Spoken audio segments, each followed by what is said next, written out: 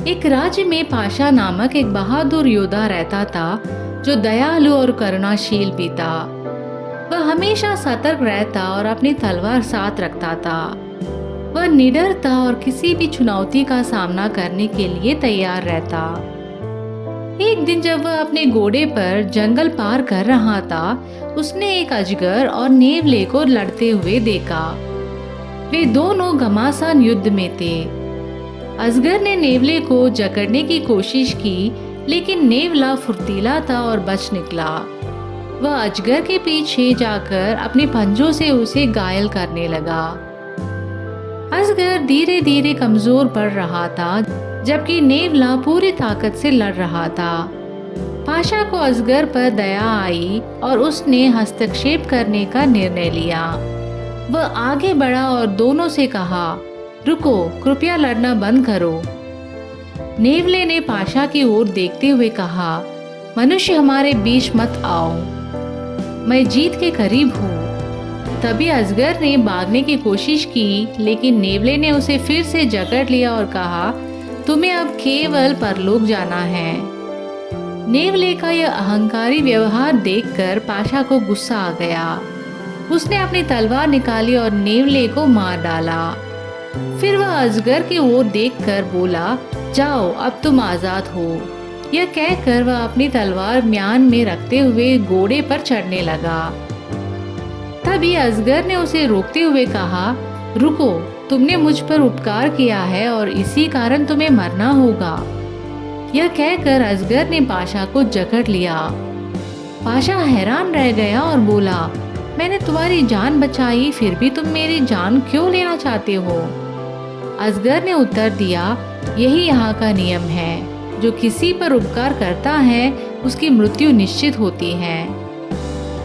पाशा ने पूछा, यह नियम किसने बनाया? यह तो अन्याय है। अजगर ने उसे एक पुरानी कहानी सुनाई। एक अमीर आदमी डाकुओं से बचने के लिए जंगल में भागा। वह एक घने वृक्षों के झुंड के पास पहुंचा और प्रार्थना करने लगा, मुझे छिपा लो, नहीं तो मैं मर जाऊंगा। वृक्षों को उस पर दया आ गई और उन्होंने अपनी शाखाएं झुका ली। डाकू उसे खोजते रहे, लेकिन असफल रहे और चले गए। उस व्यक्ति ने वृक्षों का आभार व्यक्त किया और वहां से चला गया।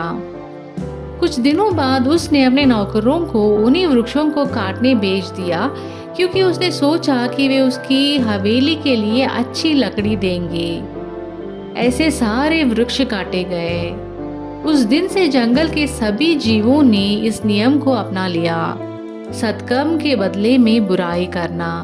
अजगर ने पाशा को कसकर जकड़ते हुए कहा, और अब मैं तुम्हें खाऊंगा। पाशा ने विनती की, कृपया मुझे जाने दो, मुझे अपनी पत्नी मीरा को उसके मायके लाने जाना है। मुझे जाने दो, मैं 7 दिनों के अंदर लौटकर स्वयं को तुम्हारे हवाले कर दूंगा। अजगर ने उसे चेतावनी देते हुए कहा, यदि तुमने छल किया तो अच्छा नहीं होगा। पाशा ने वचन दिया और चला गया। वह मीरा के घर पहुंचा, लेकिन किसी को भी इस घटना के बारे में नहीं बताया। कुछ दिनों बाद वह मीरा के साथ वापस लौटने लगा। वापसी के रास्ते में मीरा ने पाशा के चेहरे पर चिंता के भाव देखे और कारण पूछा। पाशा ने अंततः उसे पूरी घटना बताई। जंगल में पहुंचते ही उन्होंने अजगर को देखा। अजगर ने कहा, पाशा, तुम अपने वचन के अनुसार लौट आए, यह सराहनीय है। पाशा ने भारी मन से मीरा से कहा, प्रिय, अब मेरा अंत निश्चित है, अपना ध्यान रखना। मीरा रोने लगी और अजगर से विनती की, कृपया मेरे पति को छोड़ दो, मैं तुम्हारी प्रार्थना करती हूँ।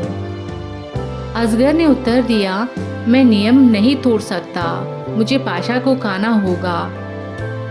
मीरा ने युक्ति से कहा, अगर तुम मेरे पति को खा जाओगे तो मैं असहाय हो जाऊंगी। मैंने कोई अपराध नहीं किया, फिर मुझे क्यों दंड मिलना चाहिए? अजगर निरुत्तर हो गया।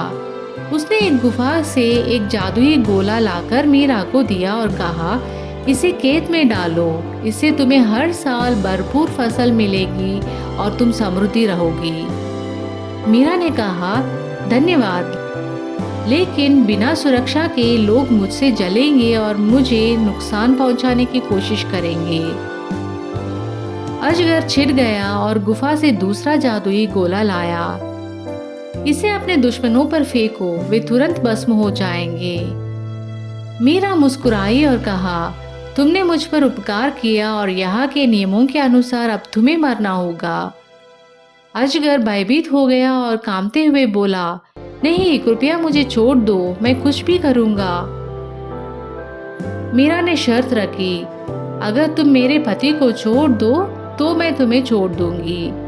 अजगर के पास कोई विकल्प नहीं था, वह भयभीत होकर जंगल में भाग गया। मीरा ने जादुई गोले उठाए और पाशा के साथ घर लौट गई। इस तरह मीरा अपनी चतुराई से अपनी पति की जान बचाई। धन्यवाद दोस्तों, अगर आपको यह कहानी अच्छी लगी तो इस चैनल को ज़रूर सब्सक्राइब करें।